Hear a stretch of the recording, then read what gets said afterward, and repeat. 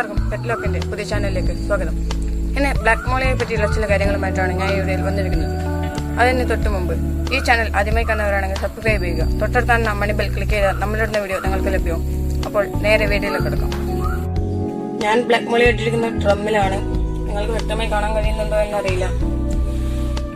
ഞാൻ നിങ്ങൾക്ക് പരിചയപ്പെടുത്താൻ വേണ്ടി മറ്റൊരു പാത്രത്തിലേക്കാക്കി കാണിച്ചു തരാം. അപ്പോൾ കഴിച്ച് നമ്മൾ ഡ്രമ്മെന്ന് ബേസണിലേക്ക് മാറ്റിയിട്ടുണ്ട്. ഗപ്പീനെ ഇട്ട് വെച്ച ബേസണിലാണ് നമ്മളിപ്പോൾ ഇട്ടിരിക്കുന്നത്. അതാണ് നിങ്ങൾക്ക് ഗപ്പിയും കാണാൻ കഴിയുന്നത്. ഗപ്പിയെ പോലെ തന്നെ പൊതുവായി വളർത്തുന്ന ഒരു ഫിഷ് തന്നെയാണ് ഈ ബ്ലാക്ക് മോളി, വൈറ്റ് മോളി എന്നെല്ലാം പറയുന്ന ഗപ്പി. ബ്ലാക്ക് മോളി, വൈറ്റ് മോളി അധികം ഗപ്പി വേറെ എന്തും മൃഗത്തെ മീനുകളെ ഉപദ്രവിക്കാറില്ല. മാർക്കറ്റിൽ ഇതിന് വില 25-30 റേഞ്ചിലാണ് വില വരുന്നത്. അതുകൊണ്ട് തന്നെ എല്ലാവർക്കും എളുപ്പത്തിൽ വളർത്താൻ സാധിക്കും. ഇതിന്റെ ഫുഡ് കാര്യങ്ങളൊന്നും പറയുകയാണെങ്കിൽ മാർക്കറ്റിൽ തന്നെ വാങ്ങാൻ കഴിയുന്ന ഫുഡ് തന്നെയാണ്.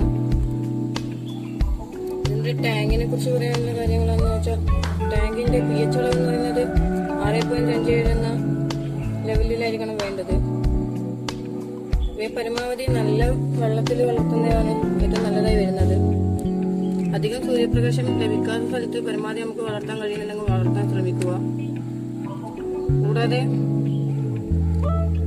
നല്ല പ്ലാന്റുകളുള്ള സ്ഥലത്ത് വളർത്താൻ നോക്കിയാൽ പരമാവധി അത്രയും നല്ലത്.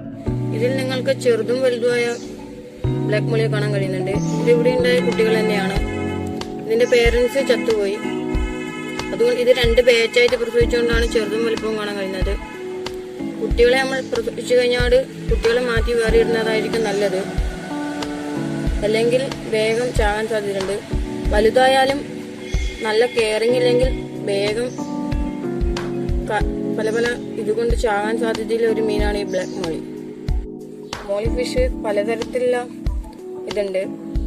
ബ്ലാക്ക് മോളി, വൈറ്റ് മോളി, പാണ്ടൻ മോളി എന്നെല്ലാം അറിയപ്പെടുന്ന ചോക്ലേറ്റ് മോളി എന്നിങ്ങനെ ധാരാളം വെറൈറ്റി മോഡൽസ് ഉണ്ട്. മോളിയുടെ ഹൈബ്രിഡ് വെറൈറ്റി എന്ന് പറയുന്നത് ബലൂൺ മോളിയാണ്. അതിന് മാർക്കറ്റിൽ റേറ്റ് കുറച്ച് കൂടുതലുമാണ്.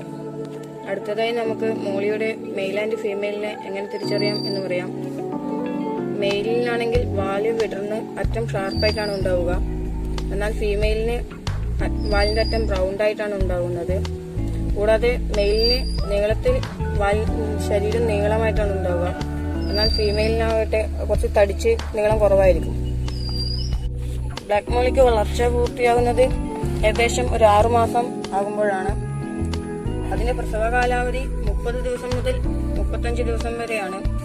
പൂർണ്ണ വളർച്ചയെത്തിയ ഒരു ബ്ലാക്ക് മോളിക്ക് ഒറ്റ പ്രസവത്തിൽ തന്നെ ഏകദേശം ഒരു 20 കുട്ടികൾ മുതൽ 60 കുട്ടികൾ വരെ ഉണ്ടാകും.